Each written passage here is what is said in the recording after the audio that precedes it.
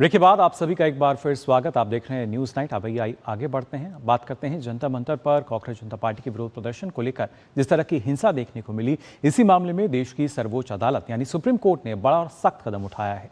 Supreme court ने इस पूरे घटनाक्रम और पुलिस की कार्रवाई और उन पर हुए हमलों को लेकर तमाम आरोपों की निष्पक्ष जांच के लिए 5 सदस्यीय हाई पावर कमेटी का गठन किया है।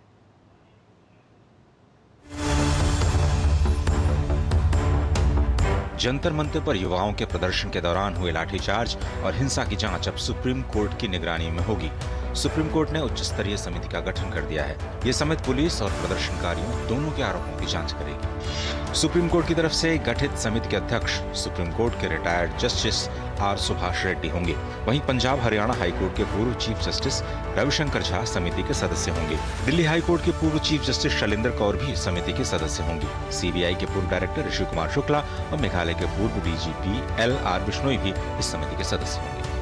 दरअसल जंतर मंतर पर सीजेपी के प्रदर्शन के दौरान हुई झड़प और पुलिस कार्रवाई को लेकर गंभीर आरोप सामने आए थे। प्रदर्शनकारियों की ओर से आरोप लगाया गया था कि पुलिस, पैरामिलिट्री और दूसरे सुरक्षा बलों ने जरूरत से ज्यादा बल का इस्तेमाल किया। वहीं पुलिस का आरोप रहा कि प्रदर्शनकारियों ने हिंसा की, पथराव किया और सुरक्षा कर्मियों को निशाना बनाया। सुप्रीम कोर्ट की तरफ से गठित की गई समिति प्रदर्शनकारियों पर बल प्रयोग की जांच करेगी। साथ ही पुलिस कर्मियों पर हुए हमले की भी जांच की जाएगी। सार्वजनिक संपत्ति को नुकसान पहुंचाने और वाहनों को नुकसान पहुंचाने के आरोपों की भी जांच होगी। यदि जरूरत पड़ी तो यह समिति जांच के लिए विशेषज्ञों की मदद लेने के लिए भी स्वतंत्र होगी। नीट पेपर लीक के खिलाफ दिल्ली के जंतर मंतर पर 20 जून से युवाओं ने प्रदर्शन शुरू किया था। 20 जुलाई के प्रदर्शनकारियों ने संसद कूच का ऐलान करते हुए मार्च भी किया। आरोप है कि इसी दौरान प्रदर्शनकारियों पर सुरक्षा बलों की तरफ से पैलेट गन्स का इस्तेमाल किया गया। इसके अलावा इलेक्ट्रिक बैटरी के इस्तेमाल के भी आरोप लगाए। लाठीचार्ज और आंसू गैस के गोले इस्तेमाल करने की तस्वीरें भी सामने आई। पुलिस पर आरोप है कि बिना पूर्व चेतावनी के ही प्रदर्शनकारियों पर बल प्रयोग किया गया। पूर्व सुप्रीम कोर्ट जज ऑनरेबल जस्टिस सुभाष रेड्डी के चेयरमैनशिप में कमेटी गठित की है और कमेटी इस बात की जांच करेगी कि जो ब्रूटैलिटी हुई थी उसमें पेलेट गन का यूज उस चीज को एग्जामिन करेगी। महिलाओं के खिलाफ जो मोलेस्टेशन हुआ था, जो लाठीचार्ज हुआ था, जो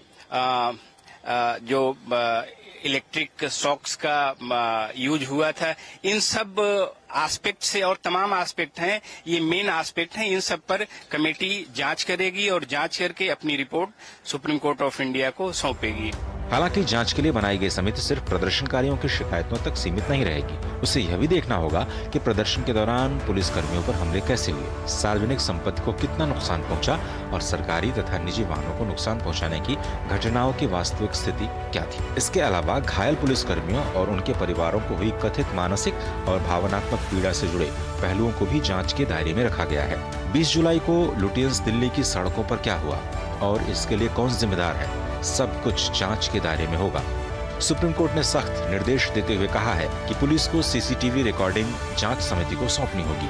ड्रोन फुटेज और बॉडी कैम फुटेज भी जांच समिति को सौंपने होंगे।